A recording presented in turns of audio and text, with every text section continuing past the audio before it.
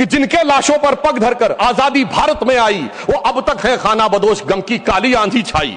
हिंदू के नाते उनका दुख कहने में तुम्हें लाज है आती, तो सीमा के उस पार चलो सभ्यता जहां कुचली जाती। जो हमारी सरकार पे आरोप लगाते हैं, तो जब सोनिया जी और राहुल जी पे केस दर्ज हुआ था, अक्टूबर 2013 था, दिल्ली हाईकोर्ट के द्वारा हमारी सरकार नहीं थी।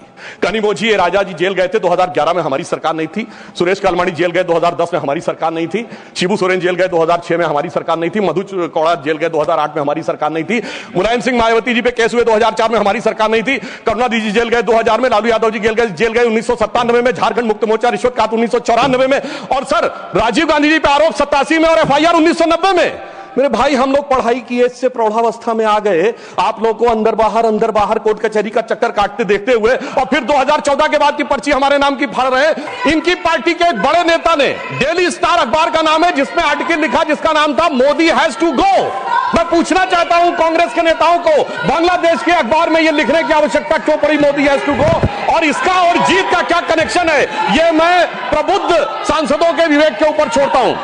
और मैं दूसरी बात कहना चाहता हूं, यह चिंता सिर्फ हमारी नहीं थी सभापति महोदय। मैं एक वाक्य कोट करना चाहता हूं, और वाक्य है, the infiltration has become a disaster now. I have both the Bangladeshi and Indian voter list. This is a very serious matter. I would like to know when it would be discussed in the House. Sir, आपको पता है किसने बोला था? ममता बनर्जी 4 अगस्त 2005 इसी भारत की संसद में बोला गया। अब बताइए, तब ये कहते थे और आज ये कर रहे हैं। इसे कहते हैं कि देख तेरे संसार की हालत क्या हो गई भगवान, कितना बदल गया इंसान। अब मैं यह भी कहना चाहता हूं, इसी भाव के अनुसार जो पूरे संसद का विचार था, जब माननीय गृह मंत्री जी CAA का विचार प्रस्ताव लाए, तो उस समय पूरे देश में शाहीन बाग बनाने का प्रयास किया गया और नाना प्रकार के आरोप प्रत्यारोप लगाए गए कि अमुक को क्यों नहीं दिया जा रहा है, दूसरे को क्यों नहीं दिया जा रहा है। तो मैं बताना चाहता हूं, जो लोग हमसे उस समय पूछते थे कि CAA का लेजिस्लेशन जो होम मिनिस्ट्री लाई थी, उसमें परसिक्यूशन क्यों नहीं दिख रहा था, तो मैं उनसे कहना चाहता हूं, अब तो कम से कम बांग्लादेश की घटनाओं के बाद माफी मांगनी चाहिए कि परसिक्यूशन नहीं दिखाई पड़ रहा था जिन लोगों को। उनके लिए मैं अटल जी की कविता की वो पंक्ति कोट करना चाहता हूं कि जिनके लाशों पर पग धरकर आजादी भारत में आई, वो अब तक है खाना बदोश, गम की काली आंधी छाई। हिंदू के नाते उनका दुख कहने में तुम्हें लाज है आती, तो सीमा के उस पार चलो सभ्यता जहां कुचली जाती। मगर अफसोस की बात यह है सभापति जी, जब ये सीमा के पार जाते हैं तो क्राइम अगेंस्ट ह्यूमैनिटी शब्द गाजा के लिए लिखते हैं अपने ट्वीट में, बांग्लादेश के लिए नहीं लिखते हैं। उससे भी साफ समझ में आ जाता है कि सीमा के पार इनकी दृष्टि कहां और किस रूप में आती है। अब मैं यह भी बताना चाहता हूं, जो हमारे साथी ने कहा कि गृह मंत्रालय हस्तक्षेप कर रहा है किसी राज्य में, परंतु मैं बताना चाहता हूं, गृह मंत्रालय ने हस्तक्षेप नहीं किया, राज्यों ने हस्तक्षेप किया है गृह मंत्रालय में। नागरिकता को लेकर कानून बनाना केवल केंद्र सरकार का अधिकार है और संबंधित मिनिस्ट्री है गृह मंत्रालय। और जब नागरिकता को लेकर CAA कानून बना तो एक नहीं अनेक राज्य विधानसभाओं ने उसके विरुद्ध प्रस्ताव पारित किया। तो अपने फैक्ट को चेक कर लें, यह गृह मंत्रालय में राज्यों का हस्तक्षेप था, विपक्षी राज्यों का, और इसी के साथ साथ संविधान के लिए भी बहुत बड़े खतरे की बात थी, क्योंकि केंद्र से पारित कानून के विरुद्ध कोई राज्य सरकार नहीं बोल सकती। हां, रही बात इसको जो इनके दिल में दर्द है कि एजेंसीज के कारण बहुत से नेता जेल में जा रहे हैं, तो मैं याद दिलाना चाहता हूं सभापति महोदय, जो हमारी सरकार पर आरोप लगाते हैं, तो जब सोनिया जी और राहुल जी पे केस दर्ज हुआ था, अक्टूबर 2013 था, दिल्ली हाईकोर्ट के द्वारा हमारी सरकार नहीं थी। कनिमोझी राजा जी जेल गए थे 2011 में, हमारी सरकार नहीं थी। सुरेश कालमाणी जेल गए 2010 में, हमारी सरकार नहीं थी। शिबू सोरेन जेल गए 2006 में, हमारी सरकार नहीं थी। मधु कौड़ा जेल गए 2008 में, हमारी सरकार नहीं थी। मुलायम सिंह मायावती जी पे केस हुए 2004 में, हमारी सरकार नहीं थी। करुणानिधि जी जेल गए 2000 में, लालू यादव जी जेल गए 1997 में, झारखंड मुक्त मोर्चा रिश्वत काट 1994 में, और सर राजीव गांधी जी पे आरोप 87 में और FIR 1990 में। मेरे भाई, हम लोग पढ़ाई की एज से प्रौढ़ावस्था में आ गए, आप लोगों को अंदर बाहर कोर्ट कचहरी का चक्कर काटते देखते हुए, और फिर 2014 के बाद की पर्ची हमारे नाम की फाड़ रहे हैं। मुझे लगता है यह बिल्कुल तथ्यों के विपरीत है। ईमानदारी से उनको आत्मावलोकन करने का प्रयास करना चाहिए, बजाय कि आरोप लगाने के ऊपर। हाँ, एक बात मैं जरूर कहना चाहता हूं, गृह मंत्रालय ने एक बहुत बड़ा काम इस कार्यकाल में जानते क्या किया? इस देश को वास्तविक रूप में सेकुलर बना दिया, समग्र रूप से सेकुलर बना दिया। सर, वो क्या था? 1976 में जब कॉन्स्टिट्यूशन अमेंडमेंट करके सेकुलर वर्ड जोड़ा गया कॉन्स्टिट्यूशन में, तो कश्मीर की विधानसभा ने उसे एक्सेप्ट नहीं किया था। इसलिए इस देश में एक ही राज्य था जो संवैधानिक दृष्टि से सेकुलर नहीं था। सर, 5 अगस्त 2019 को जब धारा 370 हटी, तो यह वास्तविक अर्थों में पूरा देश सेकुलर हो गया। इसके लिए मुझे लगता है गृह मंत्रालय को बधाई दी जानी चाहिए।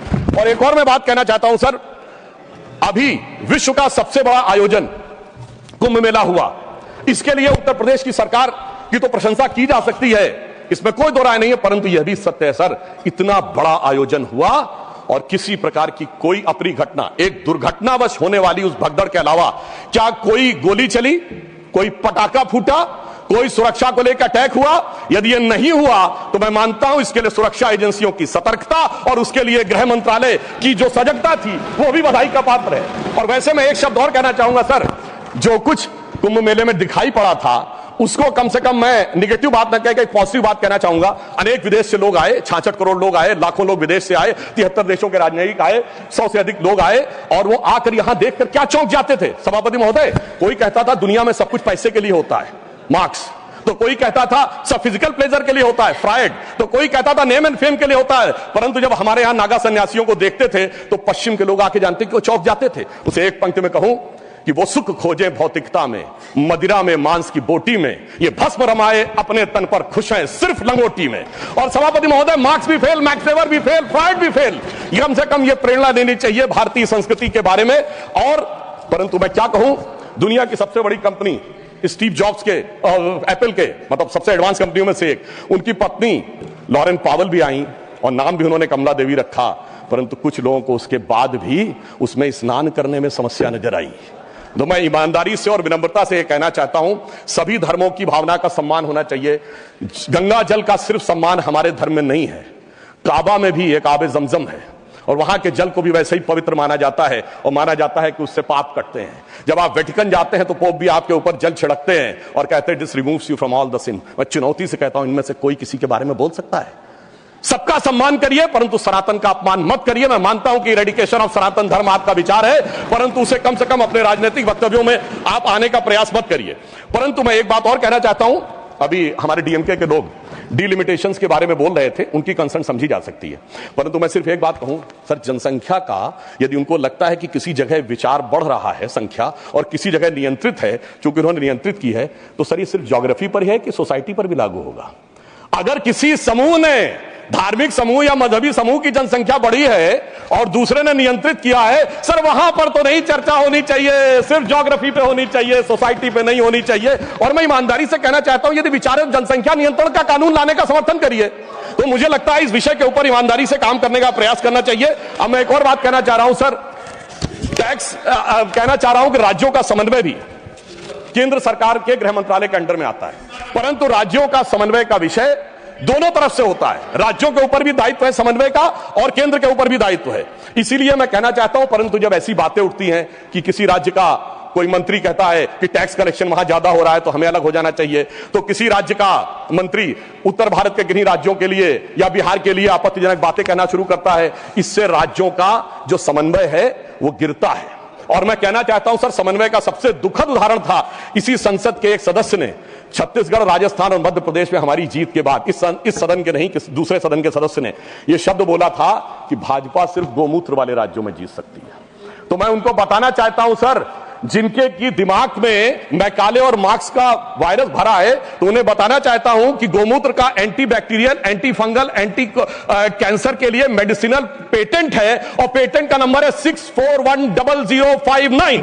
तो मैं कहना चाहता हूं, कृपया जाके अपने मन से मैकाले और मार्क्स का महल साफ करिए, तो राज्यों में समन्वय बहुत बेहतर ढंग से दिखाई पड़ेगा। और मैं अंत में सभापति महोदय, सिर्फ मैंने जहां से बात प्रारंभ किया था वहां पे बात को समाप्त करता हूं। एक उदाहरण देना चाहता हूं, एक फिल्म आई थी एक दौर में जिसका नाम था वेडनेसडे, जिसमें नसीरुद्दीन शाह जी ने एक आम आदमी का रोल किया था और उसमें एक सर डायलॉग था जिसमें वो कहते हैं कि जब व्यक्ति घर से निकलता है तो हर 1-2 घंटे के बाद उसकी पत्नी पूछती है ऑफिस पहुंच गए कि नहीं, चाय पी ली कि नहीं, खाना खा लिया कि नहीं, वापस आ रहे हो कि नहीं। तो उन्होंने कहा वो इसलिए नहीं पूछती कि वो जानना चाहती है चाय पिया कि नहीं, खाना खाया कि नहीं। वो दौर था जिसमें वो कह रहा है कि वो इसलिए पूछ रही कि वो जानना चाहती तुम जिंदा हो कि नहीं, क्योंकि वो दौर था इनकी सरकार का जिस जमाने में घर से आदमी निकलता था, उसने कहा लगता है जंग पे निकल रहा है, तो ऐसा प्रतीत होता था कि मानो वो कह रहा हो कि उजाले अपनी यादों के हमारे संग रहने दो, न जाने किस गली में जिंदगी की शाम हो जाए। मगर उस शाम के बाद जो सुबह हुई है हमारी सरकार आने के बाद और जो गृह मंत्रालय ने किया है वो पूरे देश को दिखाई पड़ता है। तो मैं अंत में सर सिर्फ ये कहना चाहूंगा, मैं मानता हूं कि हमारे गृह मंत्रालय ने